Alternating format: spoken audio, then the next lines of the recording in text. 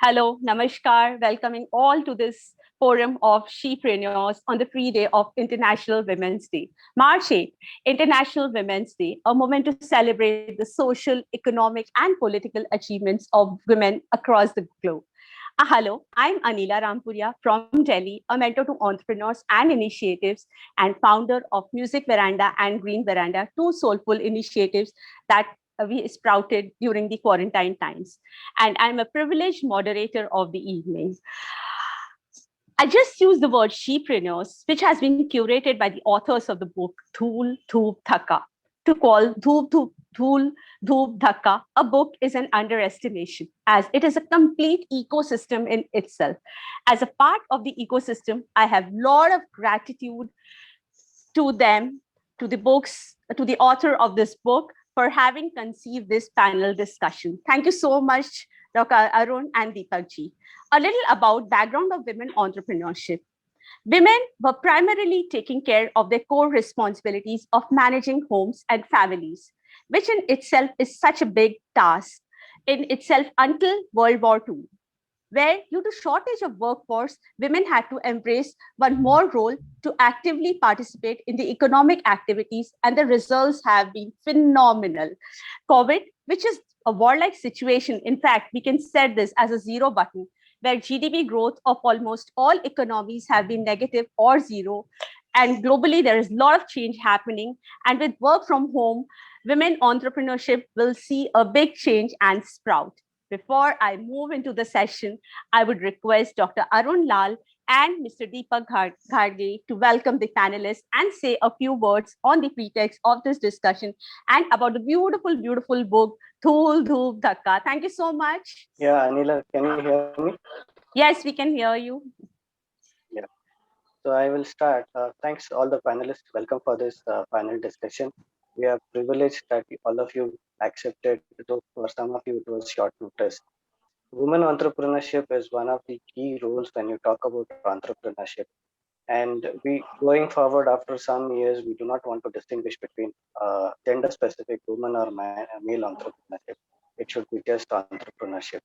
But women play a very important role in building the economy, the society, the values, the culture, the adaptability, and women can manage a lot than men, and that is the that is the true statement and true respect for every mother, wife, daughter, sister, and everybody who's playing this role.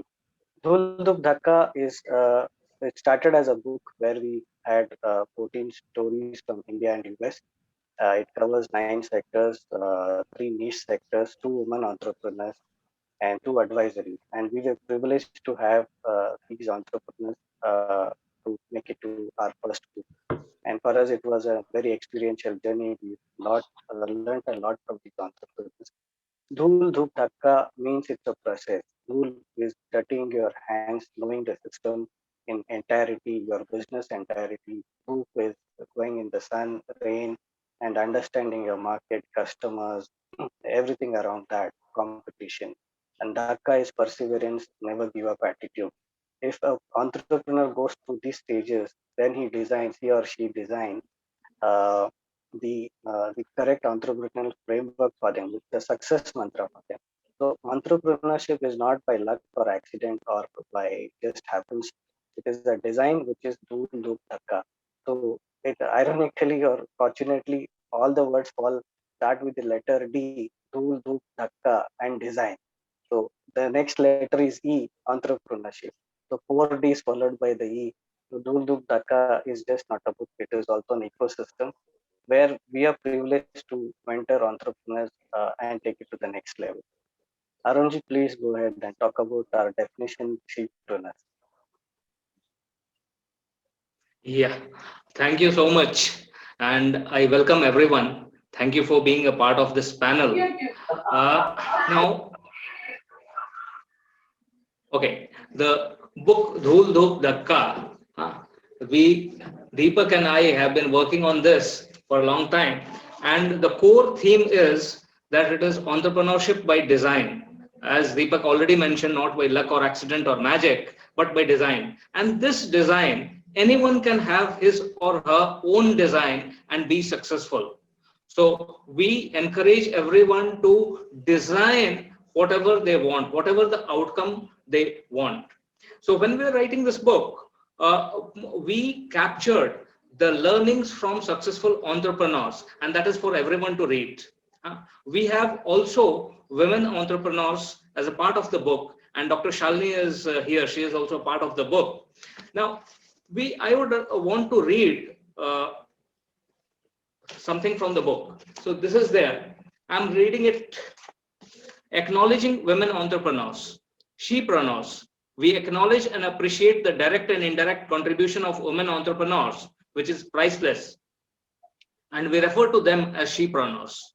So shepreneurs is a term that we have coined, and we want all shepreneurs to be successful and to make their mark in the society. Thank you very much. Wonderful. Thank you. Yeah, thank you so much. And we are indeed grateful. You know, women entrepreneurs, they need a very strong and amazing setup and ecosystem like this. So thank you so much. And I would like to introduce the esteemed panel. We have a wonderful, wonderful panel here, and of 6 women entrepreneurs. So I would like to start with Dr. Mandeep Rai. Dr. Mandeep Rai, good evening and welcome to this forum. You are the international best-selling author, speaker, thinker, 50, class of 2021, advisor, NED and executive board member, founder and CEO, investor, broadcast journalist, first Women of Media Award, World Economic Forum, and TEDx speaker. Oh my God, I'm overwhelmed. Author of the Values Compass. Dr. Mandeep Rai is a global authority on values, working with companies, institutions, and individuals around the world. She has traveled to more than 150 countries and reported as a broadcast journalist for BBC, World Service, and Reuters, among others. Mandeep ji studied philosophy, politics, and economics, and has an MSc in development from the London School of Economics, and completed an MBA at London Business School with a year at Harvard Business School and MIT. She also holds a PhD in global values. And so that's your profile, Dr. Mandeep, and I'm really happy to have you. Hello. Hello, I'm very glad to be here. Good morning from me from London. Oh, okay. Great. So now I'd like to read the profile of Anubhav Prasad ji. Anubhav Prasad, she is the founder of CEO of Kare Keba Ventures. Kare Keba, that means we must in Bhojpuri. An incubation cum impact investment platform for homegrown startups and innovation-driven business in underserved geographies of India, what we call Bharat. Founded in October 2020, Kare Keba, I hope I'm pronouncing it right. Almost there. Okay. It is Anila ji. It is Kare ke ba. Kare ke ba. Okay. Karne ka hai. We have to do it. Oh, acha. Very nice. So Kare ka ba is curating high potential startups from Bharat and mentoring them for scaling up and building their investment readiness, which is followed up by securing investments for them. Anubhaji has worked as National Coordinator India at the UN Environment Program, leading projects. So she is an electrical engineer, an MBA, and a certified associate of the Indian Institute of Bankers. She has 23 years of experience at Small Industries Development Bank of India. So I welcome Anubhaji to this forum. Hello, Anubhaji. Hi, Anila. Thanks for the wonderful introduction. Oh, so next I move to Anumina. She's the founder of AgroWave, Forbes 30 under 30. She belongs to a small village, Manoli in Rajasthan. She has completed her schooling from government Hindi medium school in the village. She graduated from IIT Delhi in 2016. And after that, she worked in an American startup for a very small time. She started AgroWave in 2017 to solve problems of her grandfather and many farmers. She has been recognized by many media that is listed into Forbes 30 under 30 Asia, top 10 innovator of India by India Today magazine, and many more. She has been a public speaker, a TEDx speaker, Wired Next Generation Japan, conference speaker, and speaker in many more events, where she has inspired many young entrepreneurs through her journey. She has been mentor as well as in many events. Also, she has been awarded by Ministry of Social Justice and Empowerment and Global Gandhi Award 2019. Welcoming you, Anumina ji, to this forum. Hi, how are you? Yes, anyway, I move to Dr. Shalini Nalwar. She's a chairperson at ICATT Foundation. So ICATT Foundation and Mysore University.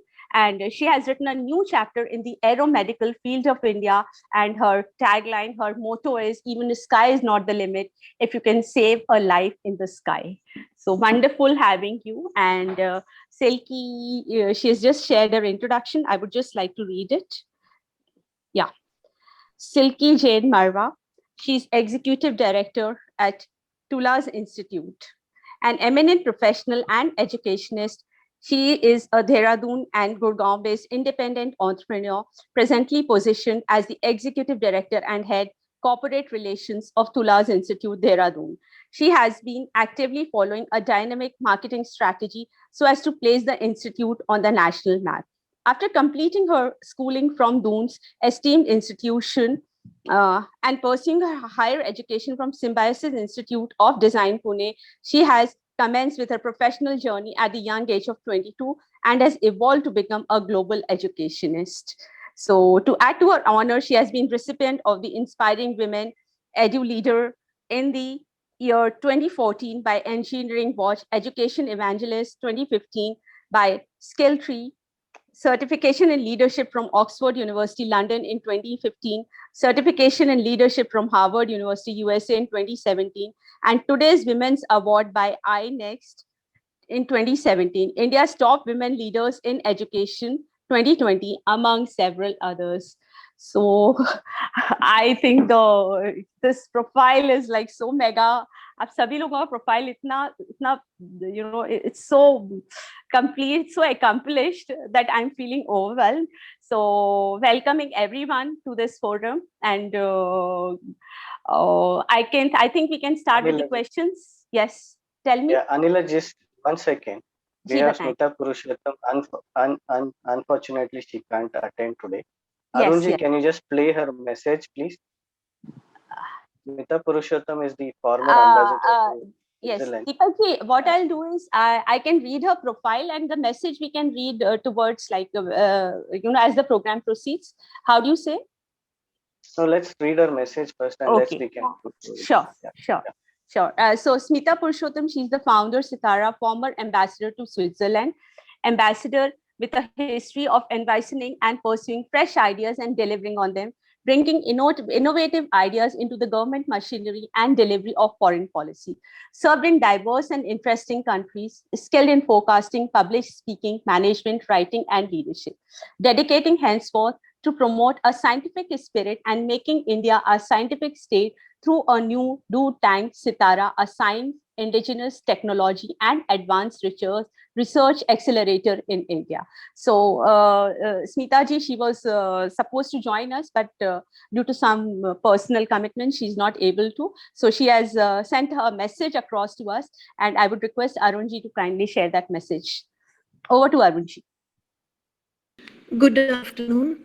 I'm truly honored to have been selected by Sri Deepak Khatke for this with some of the most inspiring lady entrepreneurs our country has produced.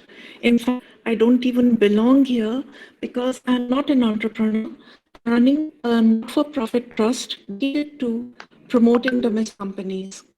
This is based, our actions are based on our analysis that the legacy of the license Raj, which has not been completely eradicated, skewed domestic public procurement practices, and lack of R&D investment are responsible for India's chronic poverty. Of course, we have made a lot of progress in the last few years, but when you compare many indices, for example, India's R&D investment with those of other countries, you are struck by the enormous divergence between what we invest for future readiness and what other countries do. Similarly, in domestic procurement, enormous value has been shipped abroad because our agencies have specialized in skewing domestic procurement in favor of foreign companies. So the multipliers that should have been acting in our country to promote domestic growth, employment creation, and high-tech upgradation has been completely lacking and has actually been invested abroad.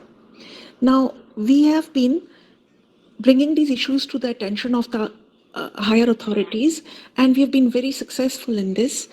A lot of reforms have taken place. Domestic procurement practices have been changed, but implementation is still tardy and not to our satisfaction. So we continue our struggle to sensitize the authorities and work with them and with medium and small enterprises to hopefully improve their chances and improve, in fact, the business environment in our country for fabulous companies such as those led by the incredible ladies on this panel.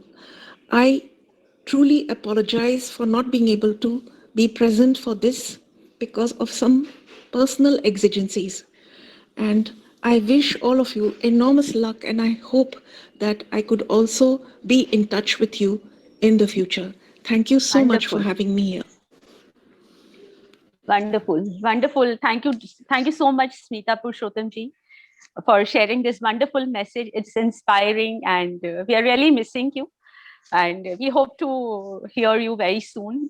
So I think the first question that we can have is from Dr. Mandeep Rai, who is logging in from London.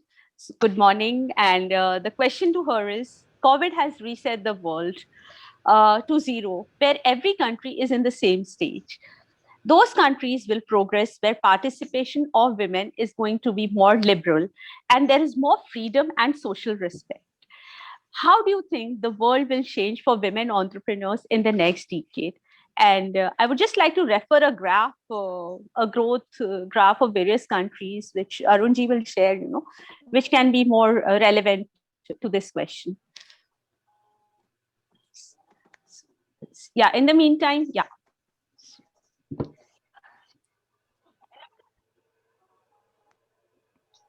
So shall I speak while we're just sharing the graph, maybe?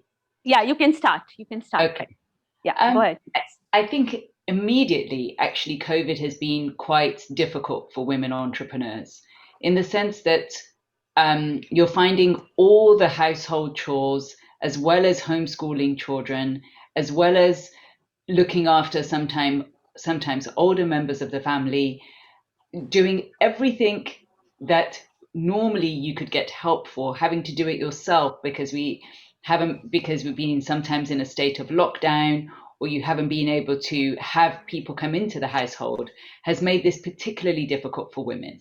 So that as well as having to do their work, they're having to be chef, they're having to be school teacher, they're having to be IT support. Many roles are having to be played within the same day. And it's very hard to take a block of time and to be able to work in a concentrated fashion. But going forward, over the next 10 years, I have great optimism for shepreneurs, because I think that COVID has shown that it doesn't matter where you are, and especially if you're working from home, that you can be just as productive, if not more. So it's created a very level playing field, and this playing field will have a great advantage for women, because it means that even if you're not able to go to the office, even if you have young children, even if you're nursing at home, you can still be part of the workforce, or you can still be an entrepreneur, and you can still be treated with the same amount of respect and the same amount of dignity and seriousness as if you were going to the office in a male environment.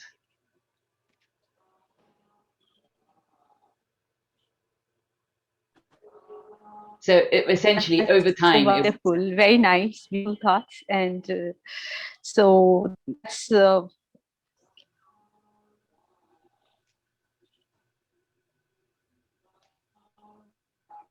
I think we are losing voice. We can hear you. Anila, we can hear you. Okay. Right. So do I move to next question, or would you like to add something more? Anybody else wants to add something, please? Right. So I move to the next question, which is directed to Anubhaji. The question is, what difficulties the women are facing today when it comes to establishing a startup or moving out of their comfort zone? Is it mindset? Is it support? Is it self-motivation? Is it social pressure, fear, or what? Thanks, Anila, and thanks everyone for having me on this panel. So I would say that it's a mix of everything that you mentioned. So when we started Karekiba Ventures, the idea was to make entrepreneurship more and more inclusive in terms of making Bharat the fertile ground for innovation and entrepreneurship. So this is they women-led enterprises. They present another dimension of inclusion. So. I've worked for most of my life. I've worked in the corporate sector, first in SIDBI and then for with the UN. Not exactly a corporate sector, but then of course it's an organization which is a well-oiled machinery. So while we've done a lot to shatter the glass ceilings in top echelons of the corporate world, and we have a very strong representation now of women in the different hierarchies as well as on the boards of the company, thanks to SEBI regulation as well. However, there is a lot to be aspired and achieved in terms of women entrepreneurs. Of course, biases and prejudices are one part of the story, and the numbers support the thesis. If you look at the VC funding to women-led startups, it is less than 17% of the overall funding. Then a strong reason could be said that women-led businesses are actually lesser in numbers, and business is considered the domain of go-getters, and it's not a very preferred option for a woman. However, although we have some very great examples here of women-led enterprises, a few of them are there in this panel as well. However, just look at the data from the US of A. I'm not talking about a developing country. So there's a Harvard study which says that women were awarded only about 25% of the money they asked for to fund their startups. However, men, by contrast, were awarded about 52% of their asks. So that is clearly a case of prevailing biases. So, and another dimension of the bias is that for the same kind of traits which a man can have in his personality or in his dealings or in the way he perceives the things, for the same kinds of behavioral patterns, a woman would be termed unfavorably. So for example, I have this very interesting study which says that if a person same for the same kind of attributes, a male person can be termed young and promising. However, a woman can be termed young and inexperienced. For the same kind of competence, male person can be called a very impressive competence. For a woman, it would be lacks network contacts. So aggression for men, it's a good thing. For women, it is unpleasant. So these kind of biases are there. And apart from biases, there are difficulties at familial levels, wherein you have a lot of challenges in terms of the gender roles as the society and the family perceives it. That's another dimension of the kind of challenges women face. And of course, support system which lacks. And when I was mentoring women entrepreneurs in SIDBI, thousands of them I mentored. So this was a very, very clear-cut observation that the family support, so wherever family support was there, women tend to excel. However, family support is one very, very important differentiator, which marks a successful woman apart from an unsuccessful one. So Anila, in short, I would say that it's a mix of factors, and everything that you said, support, biases, the ecosystem, everything is responsible for the kind of challenges that women face in their entrepreneurial journey. Thank you. Thank you so much. And yes, beautifully answered. Thank you very much. So coming back to the title, what attributes or character a woman needs to build and develop to become the game changers? So this question is directed to Shalini Chi. I'm reading the question again. Coming back to the title, which is Shepreneurs, what attributes or character a woman needs to build and develop to become the game changer? Right. I think it's an extremely interesting question because that's a very gender non-specific question, I would say, because the attributes equally man and woman need to have to build a successful and ethical platform or a business or entrepreneurship like? If you ask as a woman, what is the extra attributes you need to have to be a game changer or to build a successful thing? As we all kind of know, like if woman is, as we were just kind of mentioned, aggressive or ambitious, it's always looked down upon as greed or like, uncaring. This is a challenge women start with. The baseline itself is kind of lower than what a man would start. Having said that, like once a woman overcomes a challenge, like it's the challenges are there for everyone. Like I'm a mother, I'm a daughter, I'm a wife, I'm whatever we may be. I think this is there for all of us. Having these kind of criteria that has to be met with equal diligence for a woman, because if a man comes home late, like there's always a hot food on the table, and if a woman comes late, she has to go run to kitchen and start making it all over, or make sure the family is fed before she gets some food for herself. So this is what we start with at home. And even before we have to rush out, there are certain things we need to make sure. And once kind of all these things are addressed, as I said, that we start with a lower baseline than you guys normally. And I don't think so men would really appreciate what exactly we go through. However, like, once we overcome this challenge, I think when we reach a success with whatever we build, with the leadership with women, what's the kind of a thing which always comes along is compassion. If you look at Jacinta, like the New Zealand thing, and the Finnish Prime Minister, they all have come up and managed their countries successfully during this COVID, along with a lot of compassion. I think that's one thing which woman brings along with her, with the success stories. There's always a 360 degree she looks at any kind of a business she does. I come from aeromedical field, and as an anesthetist and an intensive care doctor, I think I've chosen the most difficult path among the doctors, and most difficult path among other career options, which could have been like if I could have picked. So, but one thing like always kind of walked with is like, empower other women with you. We are the only ones who will be able to understand the other girl or a woman who's working along with you and tagging along with you. And of course, although like the workforce among women in aeromedical is very, very low, like, we can count number of women who work. Less than I think 20% of the world has like women leaders in terms of CEOs or PMs or MPs or whatever you take. And even if you look at the pre-hospital emergency world, less than in the Western world, like pre-hospital emergency doesn't exist in India. Even if you look at UK, we are only less than 15% of the women pick this career.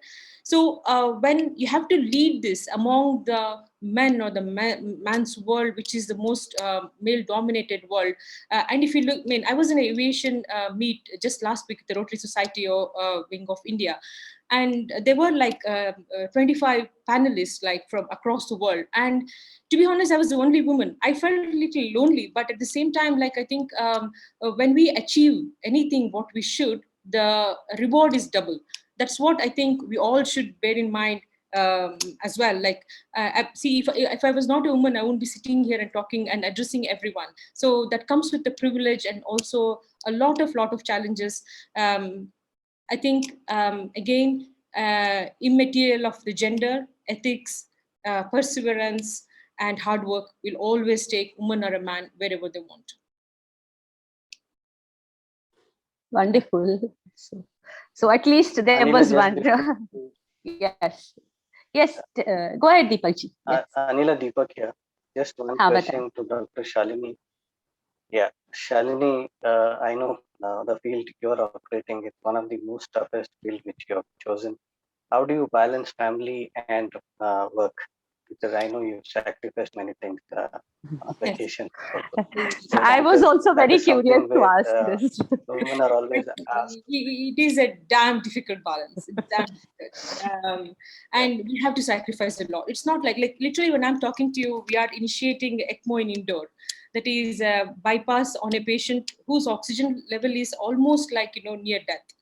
And if the game's not kind of, if we don't get that right, someone's life is at risk. So as aviation and medicine, I always say both are extremely unforgiving, highly sensitive field. And when we are kind of bring these together, there is zero tolerance for any kind of a mistake. The smallest of the small mistake doesn't cost like, some property or a machine, anything. It costs a life. Someone's mom, someone's dad, someone's son, someone's sister will be lost, and their world will be destroyed if I don't kind of, that's the reason why I'm getting distracted by calls like. So this is what I deal with. And personally, if I don't think so, I would want to comment for all the other women in the world, like how do they balance? Probably everybody is very good at it, and maybe I'm not very good either. But one thing I always put it on the top, like, there are things are I can compromise. Like, emergency has been called, some really critical patient that have to go. So in between my holidays, I walked out and come and made a lot of enemies within the family, with the children. Lot of consoling, lot of gifts to be bought. A lot of things had to be like, damage control had to be done. But that is kind of a things which I say, okay, fine, I can compromise that. It's just end of the day, it was a holiday, I can go for another one, which I know maybe in that time and that age for those, the kids will never come back.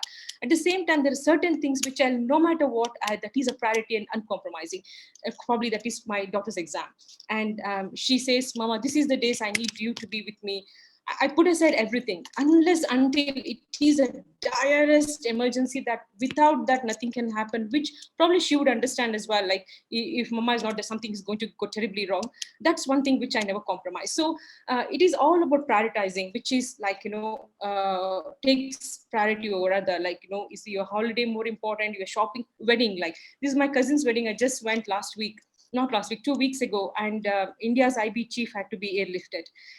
I was outside the wedding hall throughout the wedding. Like, I was kind of, and I hardly ever get to attend weddings because I travel a lot. Most of the family events have been blacklisted.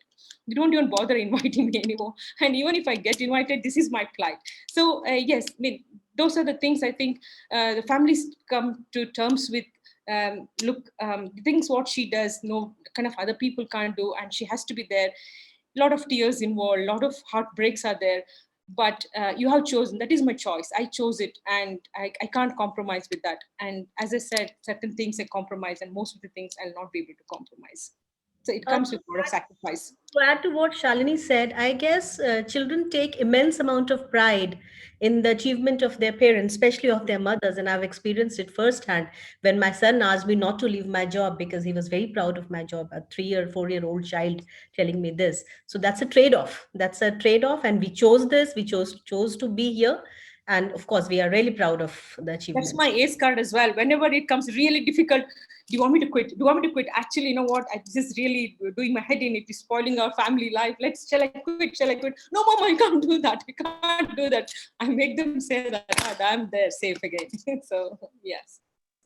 It is hard, yeah. But without family support, I would say it's impossible to do anything like this. Absolutely. Anila ji, again, Dr. Mandeep is also well-traveled. She is also playing multiple. Yes. Let's hear from her.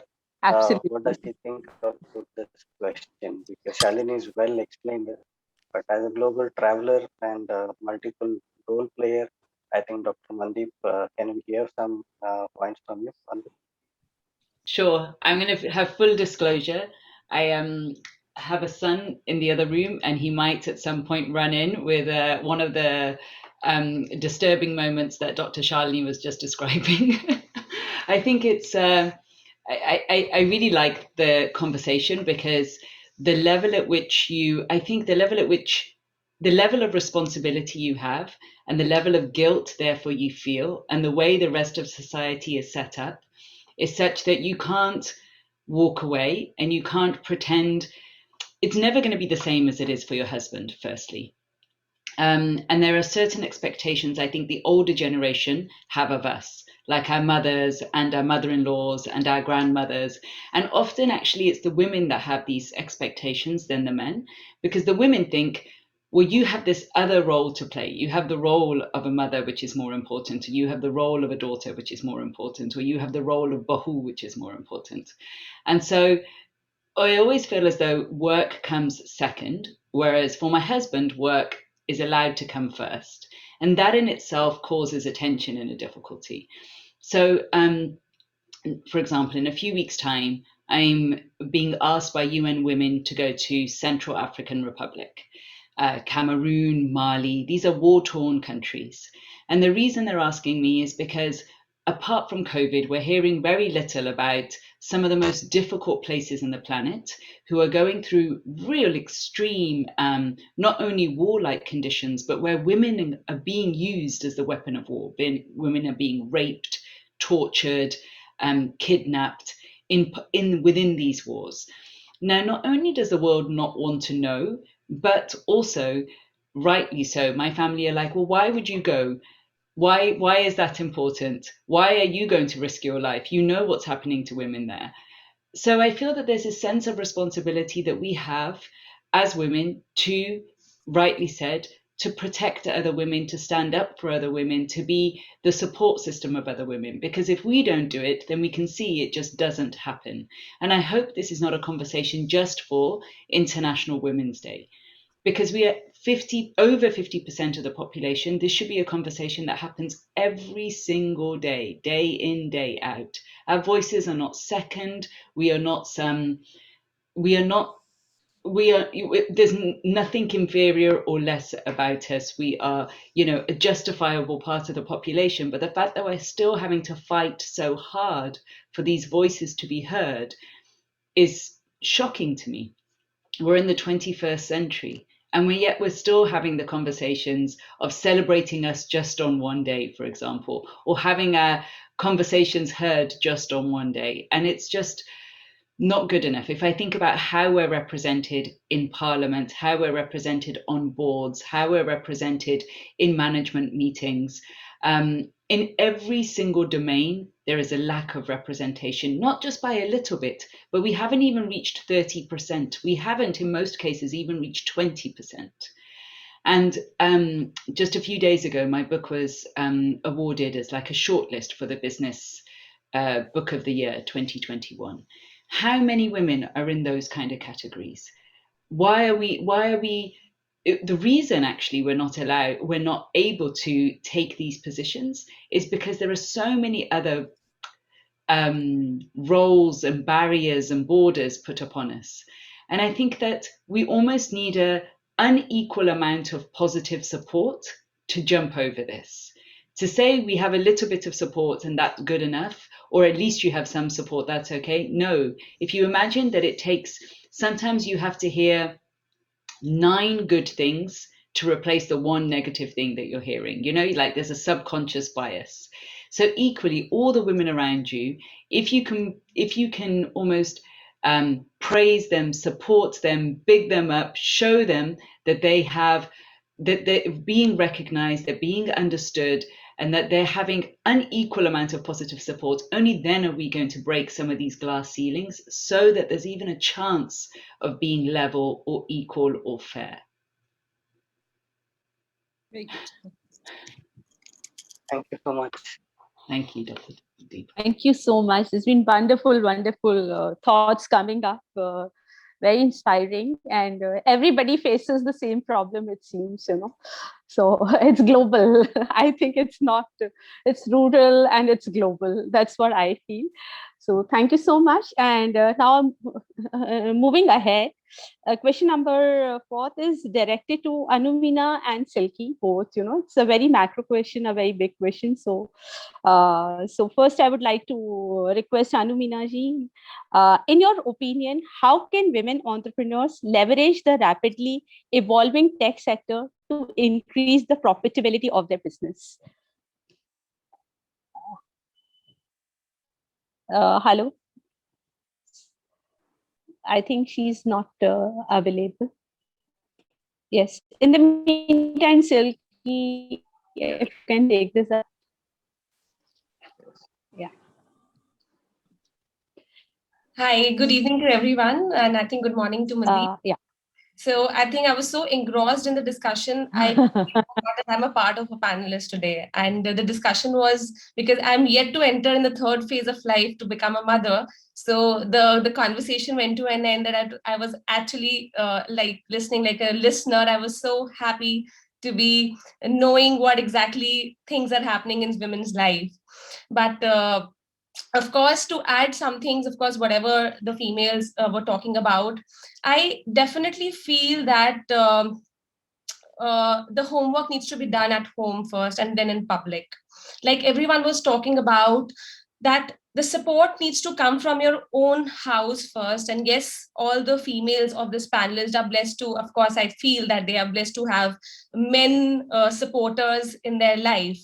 But one thing I definitely say, like, I always give the success of my, the credit of my success to my father, to my mother, and of course to my brother. And now to my husband, of course. So I always believe that if men did not give us that kind of equality, we females would have never achieved it.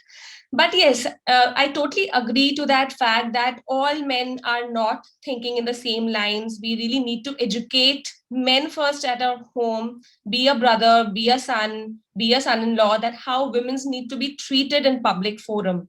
I think that's what I think in I being from education, and that's what we are teaching in our society and education organization also, that men needs to first do their homework right, that how should they respect women, how should they let women come in the picture. But I also feel that somewhere even women need to fight, like they are fighting with the other what do you say, sex is not men. They should also feel that we all are equal. Unfortunately, in even today's time, like we are celebrating Women's Day, we never celebrate a men's day or something of that sort. We always, whenever we fight in a forum, we always talk from an angle that we are a woman. Why do we do that? When we want equality in our system, we need to also fight like an equal. And that's what is ultimately very, very important. We cannot have tears in our eyes. We cannot be a crybaby. We cannot say that we cannot do late hour work because I am a woman. So I think this taboo also need to be removed from a female entrepreneur or a female working women in our country, of course in the world as well. And then only we can proudly say that, okay, we women also need that same equality, pay scale, power like a man. So I because see, I'm coming out of an education fraternity, and I have many women's coming in my profession, but unfortunately, I don't see that passion to actually come up in the board of management. Why? Because of the same reasons, because we either are getting married or we are going to get pregnant, or my mother-in-law is not allowing me. So I think we need to first decide that do we need to live a guilt-free life? It is for are we doing this for ourselves? I think there's a lot of confusion which we females ourselves are showing in the world.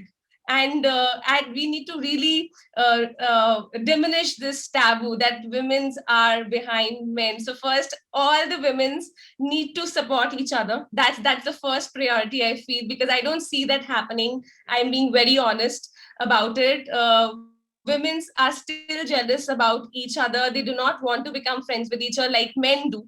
So I think if you're wanting to compete with the men on the same platform, we need to think in the same lines like men do, of course. So now, of course, enough of praising men, and nothing like women's. I think we are multitaskers. We are born with immense patience. We know how to carry ourselves. We know how to be a mother, daughter, and I think any role can fit into us. So it's a proud moment. And like Mandeep said, it is not to be celebrated one day. It has to be celebrated each day. Because ultimately, I also feel that if we are looking at the development of the world in the economic forum or economic way, I think women are the one area we need to really put an effort in educating them, in making them tech friendly, in actually giving that power, because then only we can go ahead. That is also one of the reality.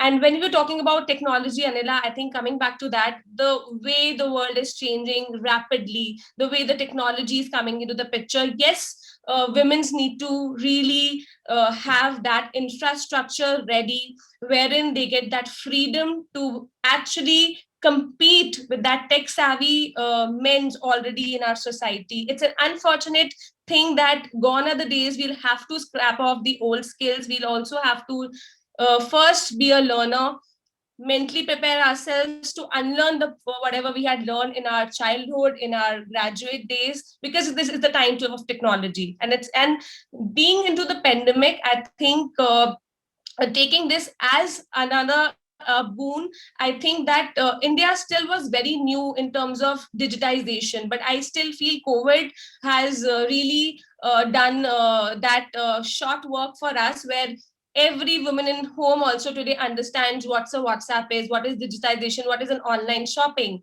So which we were not expecting to happen in decade of time. I think we have COVID has given that privilege to all of us. So yes, we need to train our girls, we need to educate more girls, we need to have more infrastructure development by our government. Unfortunately, we do not, as a country, if we see, because of COVID, we all were doing online classes. We immediately had to train our faculties, be a male or female, that how an online class can be taken. But unfortunately, the other side of the coin is that the students were not having the proper infrastructure in terms of the laptops, the mobile phones, or the internet. So I think if we are really looking forward to compete in the world map, the infrastructure really needs to be taken care of very, very fast. Thank you. Amazing, very nice. A different perspective altogether. Thank you so much. And so is Anumina, is she there? I think her connection. No, I think she was traveling also. She was on the road. Her connection was inconsistent. Yeah, let's go ahead. Yes, we are missing her again. So now I have an important question, and which is an open question. Like I would appreciate everyone to contribute to this answer. So entrepreneurship should be taught at home. Girls should be allowed and encouraged to innovate and explore. How important is this for a country like India? And so everyone can contribute. I can start with Anubhaji. And Anubhaji, I would also like to understand that in your household, were you like, what was the environment that was given to you, which made you an entrepreneur? Coming from an urban middle class family, the quintessential middle class family, it was education, education, education all the way. So from very young childhood, we were taught that if you are not educating yourselves well, then you are not preparing yourself for the life ahead. So from education, one thing led to another. So coming back to your question, Anila ji, I saw a video uploaded by Paytm yesterday, wherein a very interesting video wherein they're asking questions. They have a group of men and women on a line, and they're asking one question. So a person has to move a step forward for a yes and a step backward for a no.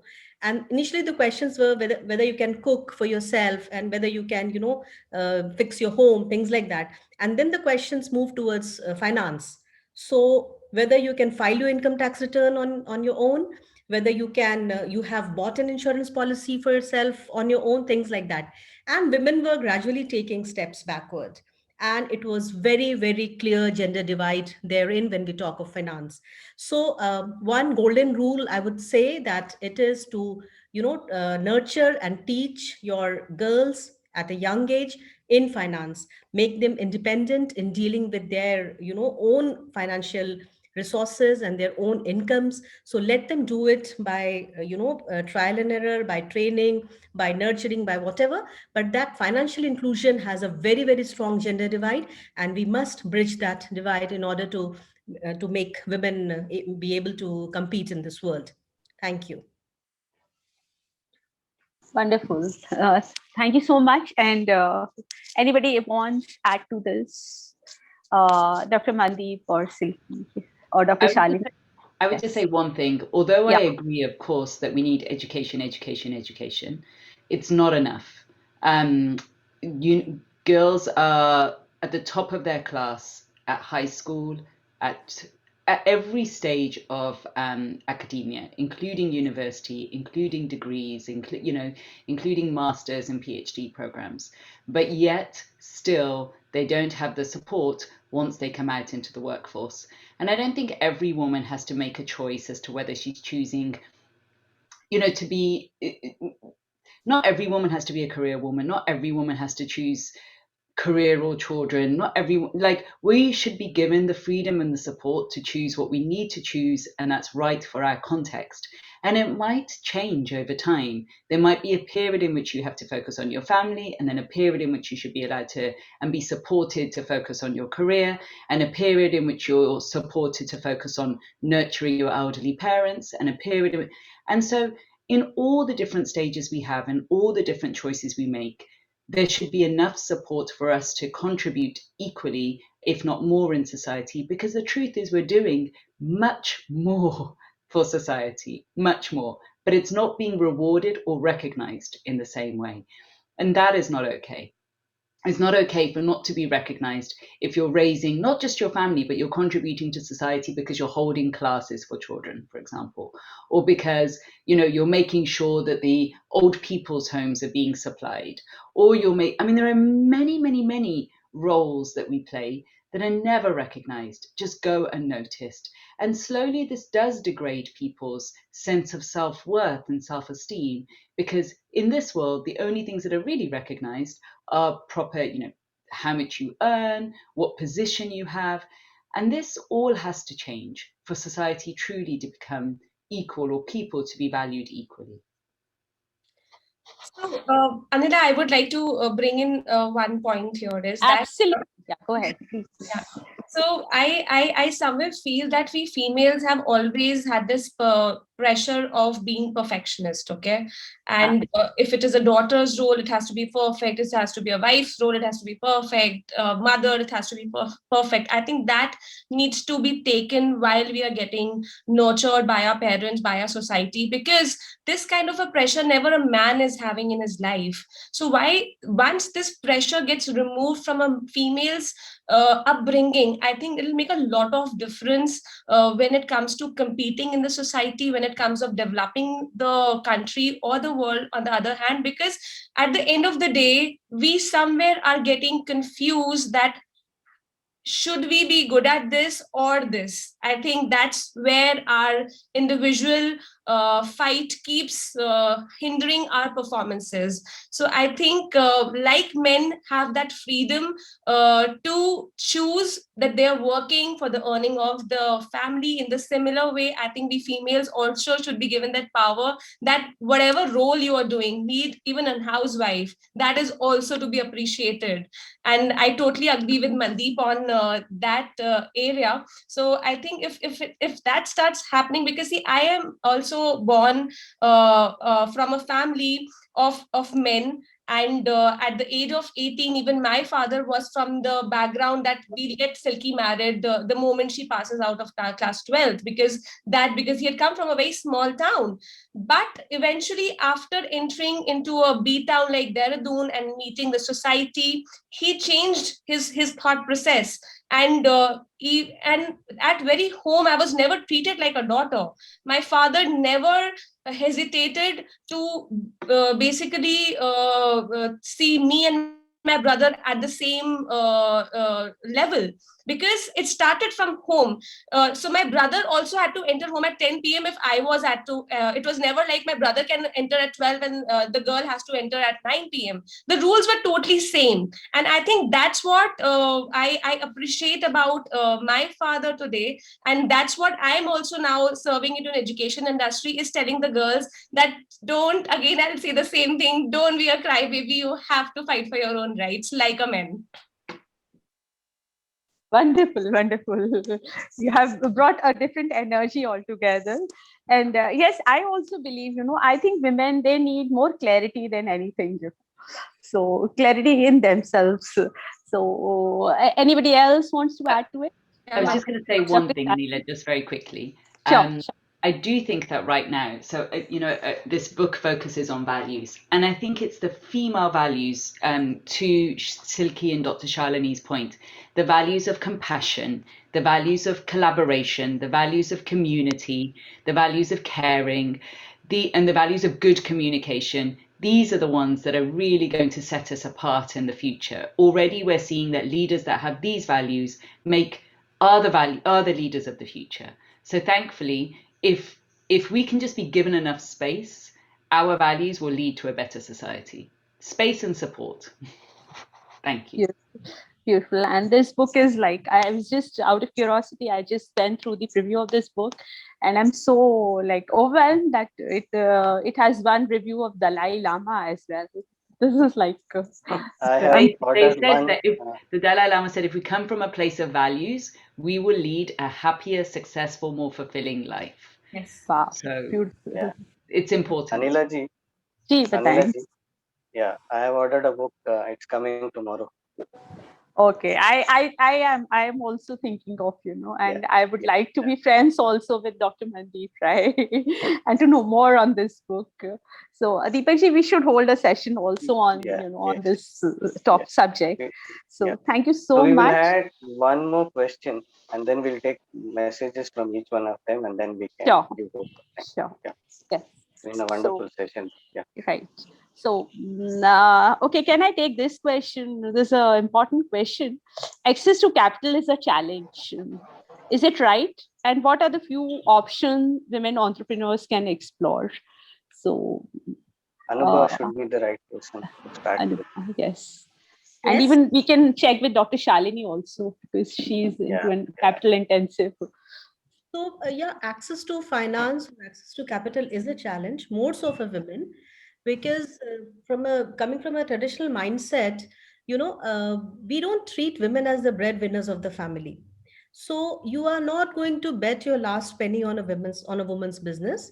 Rather, if it is a man's business, then probably the family will, kind of put in the resources for the man to succeed. That's one thing. We have a concept of Stridhan in Hinduism, at least, wherein women are given jewelry it's a traditional concept, but then it's not, and it is supposed to be the woman who is having the ownership rights to that Sridhan or the jewelry, whatever. However, the society functions in a different way. And then a very important problem is when you talk about bank debt. I'm not talking about the venture capital here, but the bank debt, because they are generally linked to personal guarantees and collateral securities. So women do not have properties in their name in general. And even if they don't have that kind of freedom. Maybe for some stamp duty concession or something, they might have some properties in their name, but then they don't have the power to leverage that property as a collateral for raising bank loans. VCs are different story altogether. As I told you, the difference, 52% of men could raise their ask up to an extent of 52%, whereas for women it was only 25%. And then also in terms of numbers, women-led enterprises, only 16% of them got the VC funding. So it's a lens of a gender lens is there. Women are generally considered not too serious about their professions. So we mentioned about chef, a profession of a chef. So somebody told me that women could be very good cooks, but they cannot be chefs. I mean, you see all the successful chefs, they are men. Why is it so? So they said that probably women cannot excel beyond a certain level at any profession. I said, no, the reason, very simple reason is whenever, money, professional competence, success and rewards, that is linked to a certain profession or certain skill or a certain, trait, then that becomes a man's domain. Somehow it is not. The women could be very good, home cooks, but when it comes to a profession, the society is not supportive enough for them to take it as a profession, the long grueling hours, etc., etc. Same analogy works for almost all the professions. So capital is a difficult ball game, more difficult for women. However, it is changing. There are a lot of impact investors who are investing in women-led enterprises, and there are a lot of even other than impact investors, general angel investors, who are also valuing women for the kind of traits and kind of competencies they bring to the table in terms of multitasking multitasking, in terms of emotional quotient, in terms of creativity and other things. That's from me. Thank you. So when you said Anubaji, 17%, because the startup funding percentage itself is 5 to 10%. So that 17% is of that 10% overall funding company Yes. is getting. Overall, So just 17%, 16% is of women-led and rest is men-led Yeah. enterprises. to Mandeep, you are also an investor. How do you see this position? Women entrepreneurs getting not funded. Capital is a challenge for them. Actually, I deliberately invest and work for funds and collaborate with funds that invest in women. But the truth is that the landscape is so biased, and there is such the percentage of women that are funded is so few that it's like tiny, tiny, tiny drops in the ocean. I absolutely agree with what Anubaji said. It's not considered. It's not considered as a game changer. People don't think that this, and yet, you know, the big female entrepreneurs have had to fight so much harder that actually the truth is you never back an idea necessarily. You back a founder, you back the entrepreneur, you back that passion, you back that unstoppable, unreasonable fight that a founder has. And you definitely see it in Dr. Shalini when she talks about knowing that she's fighting for people's lives. Now, when you have a founder that has that type of passion, or the type of passion that all of us have had to have because we've had to jump over so many hurdles, or the type of passion that you see so many women entrepreneurs have, we have to jump higher, longer, further, and 10 times over. Then why would you not back those kind of founders? Because you know they're not going to stop until they get the job done. So I just think it's a you're almost if the point of investment is return on investment, then you're actually shortchanging yourself by not investing in women. Yeah, That that's true. has to gain ground and strengthened by women like you, successful entrepreneurs, thinkers. So true. So true. Shalini, Yeah. you want to add something last minute because you've been Yes, I am. financed. Absolutely. Because, like, I totally agree when there's a difference between a woman and a man raises fund or the family supports. I'll give a small example. Like, I extensively kind of also travel for my work in terms of might go to UK very often as well, and or in India. And my brother-in-law is a VP for Belkins, and he does the same. He travels extensively as well. He lives in LA.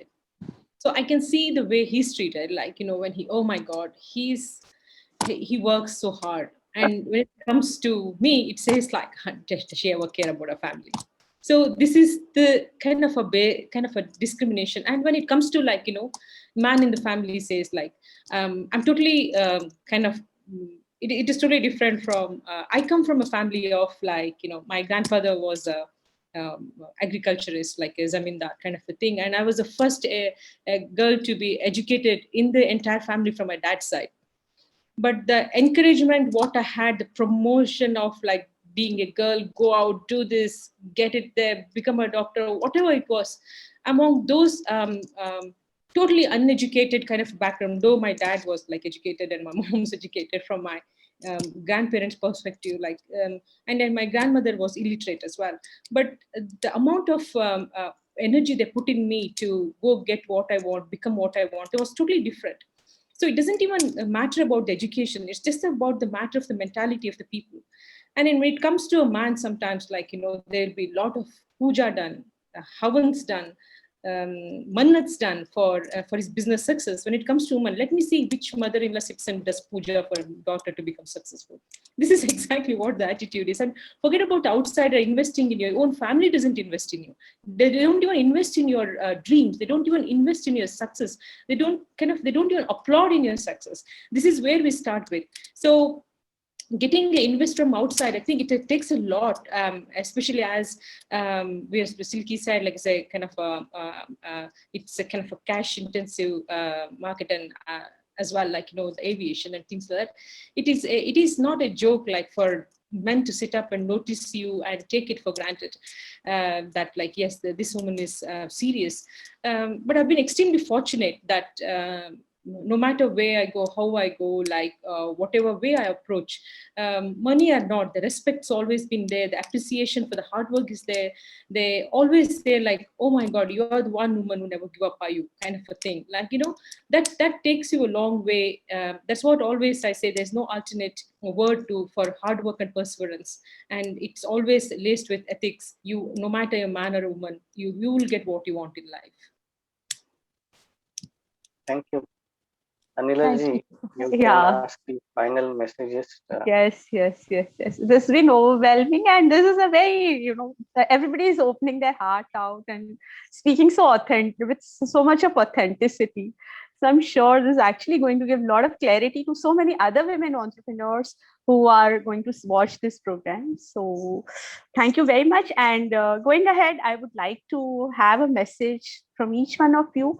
And also, if you can just point out the sectors which will, which are more lucrative for women entrepreneurs. So I start again with, I start with Dr. Mandeep. Over to you. Sorry, did he say me? Yes. Yes. Could we start with maybe Silky or someone else? There's a printer. My son is using the printer. I would put my hand up as soon as I'm ready. Thank you. Sure. Thank you. Yeah. So Silky, over to you. Your message. Yeah. So the message is very simple to all the girls and boys out there who are yet in education, pursuing their career. I think we all should at least master one skill which will actually give them a job security, which is very much needed in today's time. Apart from degree, every individual need to master at something or the other. So either make your hobby into a skill and then the career, or while you're in education, basically try to explore yourself and definitely have one certification in your hand. And I can give you in writing that you will be a successful person for sure. That was fantastic. Yeah. I'm ready to go. I was going to say that, just to build on that, I don't think there should be any industry or sector that you shouldn't think is possible for you. As a female, that everything is possible, and much more importantly, you should do whatever you are truly passionate about, whatever is your purpose, your dharma, whatever song you know you're meant to sing, as in whichever profession you know you're meant to be in, because actually, whether it's STEM, whether it's as an astronaut, whether it's within science, I mean, think how quickly the vaccine was created. I don't think there's any industry that we can't make a huge difference. And it would be a mistake to be in an industry or a sector that we think is particularly easier or better for women, because it would be a mistake to turn yourself away from what really motivates you and what really sets you on fire. And that's the whole point of the values, that if you go by the values that really matter to you, you won't go wrong. Thank you. Wonderful message. And I would request Dr. Shalini and then Anubhash too. Of course, to get where you are or what profession you choose, I totally agree with Mandeep that you always pursue what you're passionate about. There's no profession in the world which is higher or lower or kind of better or least. No matter what we do, if we do it to the perfection and with passion, it always comes with it's not success. What matters is a satisfaction. Is it rewarding enough for you that you go to bed with a smile on your face? You can be just anything in the world. Like, sometimes when I look at my secretary, she goes home with a smile and she bought me an expensive gift, like, which has kind of made me very guilty. She shouldn't have. But I thought, like, she must be really happy with me. She must be really happy with the job, because, like, if she's not, she wouldn't thought about me going out of her way out, taking a mom to go shop for me. So I think that is what is most important, no matter what we do. End of the day, if you like it, if you're passionate about it, and we enjoy it, you may be a mother, you may be kind of a housewife, you can be a businesswoman selling small things at home, like could be entrepreneur, like selling puppets. Doesn't matter what it is, it just has to make you satisfied end of the day, and be happy about it. I think if you're passionate and happy about what you do, I think success will always follow you. And success is a very, very subjective word. Yes, so well said. Thank you so much. A beautiful message on this day. I would request Anubhaji to please share her message to all of us. Thanks. So I'm sharing not one but 4 messages. Oh, wow. Very, very, in short words. So network strongly, communicate. Don't shy away from sharing your ideas publicly. Just because you are good at what you do will not make you grab attention. Don't fall in the likability trap. So even though women are expected to be less aggressive, nurturing due to the stereotypes placed on us, we have to draw very strong boundaries, even at the risk of being labeled rude or unpleasant or even over aggressive. The third one, read, read, read. For knowledge is power and the devil is in the details. And finally, mentor other women. Make their journey less arduous than yours, pull them up. So these are my, 4 bits of mantras or wisdom from my experience for the upcoming women entrepreneurs. And thanks so much for this wonderful discussion. Just one small point, which often people say that why do we celebrate Women's Day at all? We should, all days are Women's Day, or we should have a Men's Day as well. So it's not about that. It's not about, celebrating women like you and me, or empowering women like you and me. It is about empowering millions out there who are not as privileged as us. That's the underlying thought and the underlying idea of Women's Day. Thank Yeah, you. like this kind of add a little word here, that there was a kind of a party I was attending to, that it was a dinner party for all the women who had some achieved things like tomorrow night. And I said, it's only for, I was telling my co-founder, it's only for the people who are awardees, it's only women who got awards. So he said, like, oh my God, that's going to be so boring if you don't have any men in that party. And I would say, but I think we have left all the men in this panel that very boring and lonely, making me feel that. But I truly, we as women, like, I think we really appreciate what you people give it back to us in terms of encouragement, empowering us, giving us a right. It is not a small deal. Like, not every man can do that. And if you are there sitting and bringing all of us together to speak up, give our thoughts out, we truly appreciate this. It means a lot to us. And sorry that we have left you on your own and we didn't ask you any questions. Thank you. Thank you, Deepak, for making all of this happen. Thank you so Thank much. you. And Thank you. Thank you, very Deepakji. Thank And you, everyone. teach us to do dhoop dhakka. yes, thank you. So I would like Deepakji to kindly conclude this session. And I'm very, very thankful to all of you for being part of this evening, and all the best. And let's have a happy Women's Day to all the women of the world, and to the men also. So let's make this world a better place to live. Thank you so much. This is Anila Rampuria signing off, and with the last message from Deepakji and Arunji, who have been like, really, it's been wonderful that you thought of curating a session on shepreneurs, and it is very encouraging. Personally, I'm very, very thankful and grateful to you. So over to Deepakji. Yeah. First of all, thanks for all the panelists coming and sharing their experiences. We didn't want to, in the future, we do not want to differentiate between men and women. And it should be entrepreneurs. If you talk about entrepreneurs, women play a very important role. The values, culture, the education, it starts with women. Every child, girl or a boy, learns from the mother. And that is where the values, base values are set. And that's an important role which a woman or a mother is going to play. I think they have done a great job in building the society, because if they don't pass on the values, the society will not be good enough to survive. I think we thank all the women in this world for building this great society and great planet. I personally thank all the women and all the panelists today who have shared their thoughts. And we will have more discussions on this to see how we can build the ecosystem to support each one of us. And without taking much time, I will pass on to Arunji. And thank you so much. And it's been a very wonderful, very powerful discussion with a powerful panel. Arunji, for your last couple of words.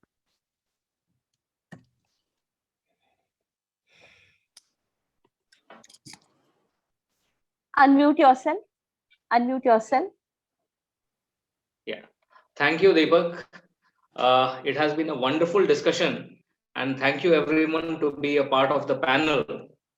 Now, when we talk about women entrepreneurship, there are some things that I would like to suggest. So let us look at the formative years. In our early childhood, as it has already been mentioned, there has been a bias. I mean, girls are treated differently, boys are treated differently, and those bias can be removed. Once that is removed, it will automatically result into something good. So we have said so many things, but I have a question. Why are boys not taught how to cook? Why is it only that the girls need to get that training? Because it is needed. And we keep wondering, women keep wondering why our husband can't cook for us. But then they have to ask the question, are they teaching their sons to cook? So that's one thing. The other is, during the formative years, we have got so many different ways of thinking, and the way we approach livelihood is mostly like jobs. So we need to shift from there and understand that entrepreneurship can also be an option. Now, today, when we see that everyone has started looking to a bright future and women are contributing so much, I would again want to refer to our book, which says Entrepreneurship by Design. And in fact, everything is by design. You can design your life. So I would today invite all women to take that position of a designer and design whatever outcome they want. Okay. Then one more important thing is that everyone makes mistakes. But the correct thing, the important thing is that you need not do all the mistakes yourself. You can always learn from others' mistake. And that's where the ecosystem comes into place. So Dhul Dhuk Dhakka, we have tried to create that ecosystem, and where each one can support each other by sharing lessons learned, and everyone can benefit from that. Okay. And then I would say that today, the advancement of technology has made it possible that all women can actually control the world from their strong fort, that's their home. Thank you very much. Wonderful. Thank you, everyone.